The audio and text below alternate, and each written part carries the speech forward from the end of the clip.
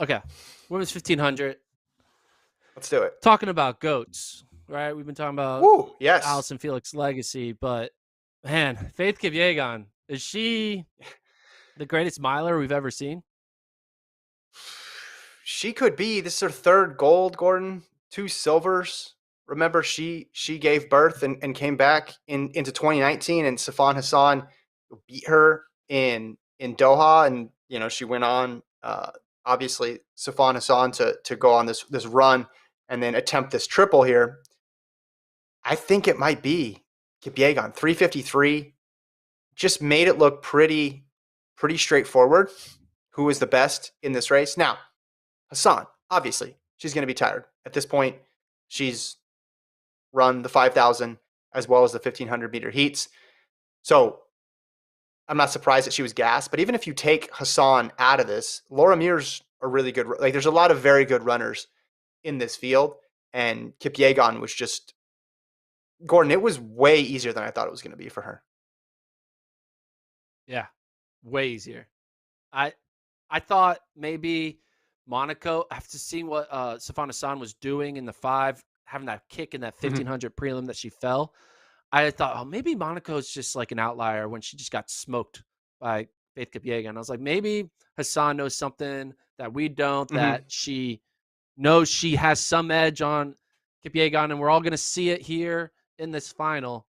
And I thought that through the first 2 laps. I was like, whoa, Hassan, she has a Mm-hmm. plan. She's going right to the lead. She's not sitting in the back. Yeah, why? All right. Why'd she do that She though? might be like, I don't know, but I'm thinking she knows something. She has a plan that's so great that this is gonna take the kick out of Kipyegon.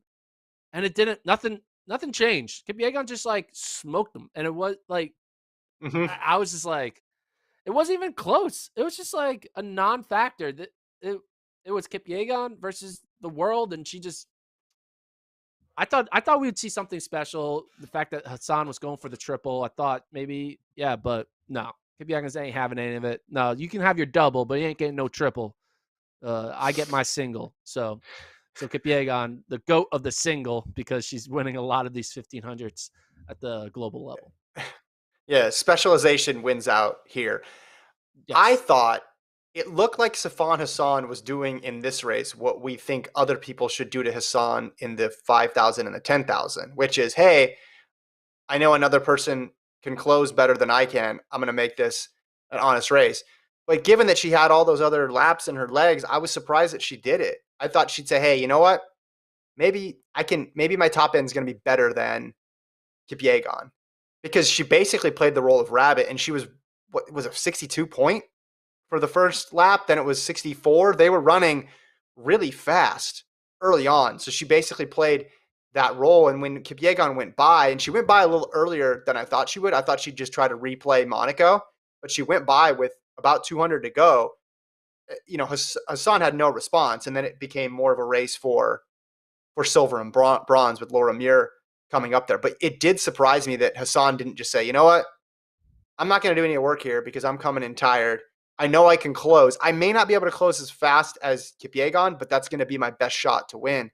And she didn't do that. I'm really fascinated to see what she does coming back in the 10,000. Because if you're Gide, you're looking at this and you're going, all right, we've seen her get beat. She's not superhuman. She can be beaten. And now I think you're obviously also going to see Gide run the playbook that we thought she was going to run, which was go to the front, make it incredibly difficult for Hassan to stick with her. Yeah, and Hassan didn't just get beat by an all-time great in Kipyegon. She still got beat by Laura Muir, who is good, who has been a medal threat all year long for the past past 4 seasons long. But I think that also shows that it's not like, oh, it only takes the greatest of greats to beat Hassan. That's not true, because Mm-hmm. she got third here. I think there's an avenue open there in that 10K where Hassan may. How many? She's run what? 14,500 meters. Mm-hmm. Like, Mm-hmm. you gotta be tired. You don't want to do another 10,000 of it. Like, and it's Uh-huh. tomorrow. You already got your gold. You got 2 medals. Like, do you Yeah. think But there's also gonna let's be like a let mental thing fighting Hassan, being like, hey, like, what am I doing here? Like, I'm, I think there's a chance that Hassan doesn't win the 10. Like, after I seeing think this, there's a I thought chance. Hassan won this. I think if she won this, she would have been like overly favored to win the 10K. But now that she has this performance, I think she's not the favorite anymore. Let's just put this in perspective, though. Nobody does non-sprint triples, Yeah. and we're still looking at her with the possibility of getting 3 medals in these 3 Yeah. events. This would be a remarkable achievement if she is able Oh yeah, to complete 100%. it. And I mean, even if she finishes 4th out of the medals, the audacity to go for that and to come away with a gold and a bronze is legendary stuff. So, yeah, I would not blame her at all if she falls out of the medals. I'm not going to be surprised if she wins gold, but I don't. I never thought to be successful she had to get 3 golds. I think this success was just 1 gold, and then I guess you could quibble with, hey, did she now has she put in the 10K gold at risk because she went for the 15? Yeah, okay. I'll hear that argument, but still I think it was a worthy endeavor to go for it. And as someone who wants to see the best people run multiple times over the course of these meets, like, I watch swimming and I see Katie Ledecky and Dressel swim 62 races. It's just like I want that for track and field, but I know it's not possible. I love it when the superstars put themselves out there and test them. Let's give some props to Muir, though. I mentioned in the preview, Laura Muir's last 4 major championships: 5th, 7th, 4th, 5th. She was always there, but always running into a better field. And she gets silver and gets the national record, 354.50. She picked right in terms of the events. This was good that she went 15 and not 8. And I think this race played out perfectly for her because it looked like a diamond league. And there were fewer tactical decisions that needed to be made. And we've seen time and time again, she's capable of hanging with the big dogs in this event. She's capable of being one of the big dogs when the opportunity presents itself.